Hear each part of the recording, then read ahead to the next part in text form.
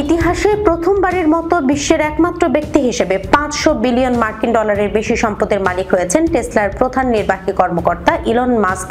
বৈদ্যুতিক গাড়ি নির্মাতা এই কোম্পানি এবং তার অন্যান্য ব্যবসার শেয়ারের দাম বাড়ায় এই মাইলফলক স্পর্শ করতে সক্ষম হয়েছেন তিনি।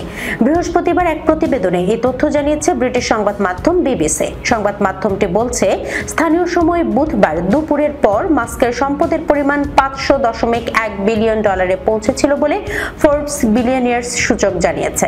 তবে দিন শেষে তা সামান্য কমে 499 বিলিয়ন ডলারের সামান্য উপরে নেমে আসে।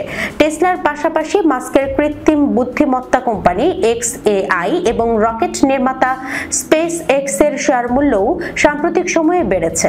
এর ফলে ধনকুবের হিসেবে মাস্কের অবস্থান আরও সুদৃঢ় হয়েছে। এসব সফলতাই তাকে বৈশ্বিক প্রযুক্তি জগতের প্রতিদ্বন্দ্বীদের চেয়ে অনেকটাই এগিয়ে দিয়েছে। ফোর্বসের সূচক অনুযায়ী বিশ্বের দ্বিতীয় শীর্ষ ধনী হলেন ওরাকল প্রতিষ্ঠাতা ল্যারি অ্যালিসন। তার সম্পদের পরিমাণ প্রায় 350.7 বিলিয়ন ডলার।